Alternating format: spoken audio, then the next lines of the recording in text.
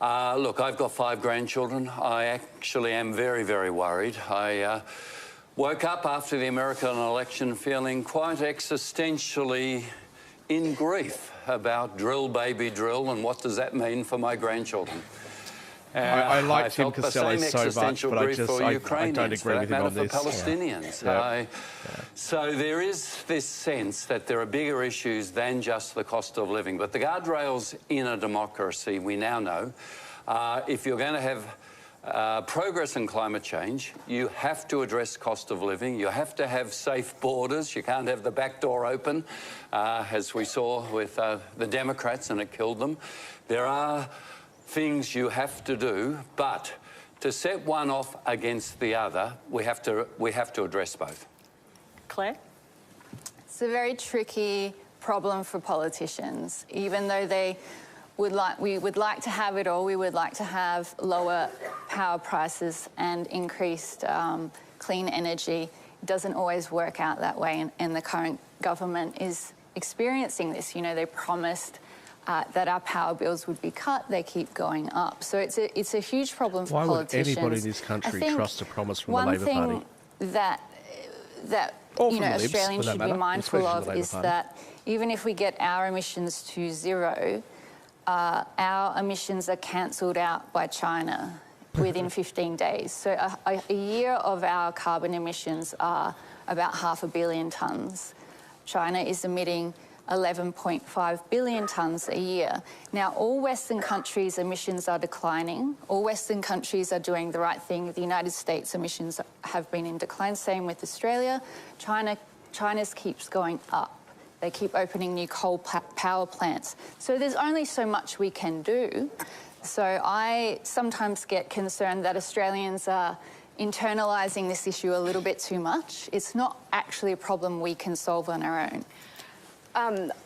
I really think that when it comes to these, I think it's a fantastic question, because I think that progress is a privilege. Like, we only get to make progress on things when people have their day-to-day under control, because otherwise they do not have the bandwidth to think long-term about the warm and fuzzy things that will make the world a better place. If they cannot put food on the table, they simply can't do that. And I think that we saw that in the United States, and I am very pro-renewables, and I really don't want, I want to save the planet. I don't want it to be on the back burner. What do you think of nuclear power? I am absolutely fine with having the conversation about nuclear. I think there is no reason... The conversation is one thing, but the actual offer to do it. I don't actually... I'm not an economist, so I don't know, because the question is about the economy, so I wouldn't be able to measure up the she didn't say no. Profit loss. She didn't say no. I just think she's trying to but I would say I would be very open to lifting the ban controversial. On nuclear. I know that, places like the UK have had, their own experiences with nuclear. All I want to say is that one of the only places that I can see in a policy space that can work in a cost of living crisis that is pro-renewables is home electrification. Because if people are incentivised to have solar and have batteries, they have instant gratification. Their next bill is lower. And that is the sort of thing that if you are trying to balance big, long-term, warm, fuzzy feeling things, but with practical measures in a cost of living crisis. Zoe, your entire last campaign was really premised on a couple of things. We haven't heard very much from our narcissist that question was really about the trade-off of what people are focused on. How are you approaching it now? Climate change is not a warm and fuzzy thing. Climate change is... Freak out. Everyone freak out. It's going to blow up. The world's going to blow up. It's not a warm and fuzzy thing. Freak out. No wonder kids are freaking out right now. Highest anxiety levels ever.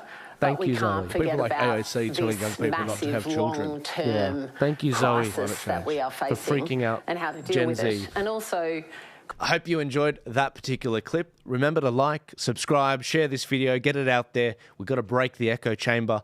But also, if you're trying to get a hold of me a little bit more directly, I have actually a whole membership group of people on Buy Me a Coffee. It's kind of a overrated eyebrow club that I've formed. You guys know how much I love eyebrows. If you click the link in my description or if you click the link in my bio, you will actually see a link to join the Buy Me a Coffee family that I'm building.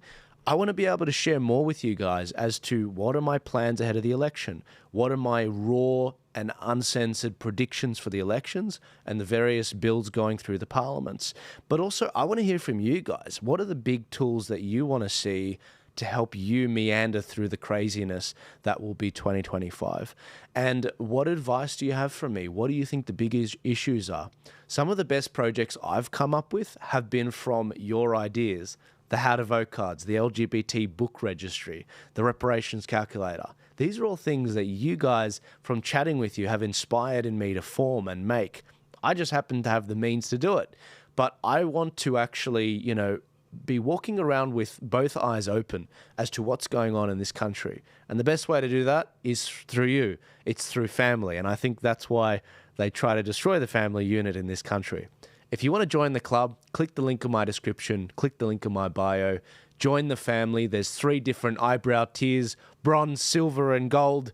You don't have to go for the gold one. The bronze one is really good. We're going to be chatting monthly on a Zoom together. We're going to be chatting about what's going on in this country, and I'm going to be able to hear about what's going on in your lives, what you guys need, and where you see things going. And I can be a little bit more raw with you and let's just say swear a little bit more, which I really want to do. I'll see you guys later. God bless you. Thank you again for your support, and I'll see you in 2025.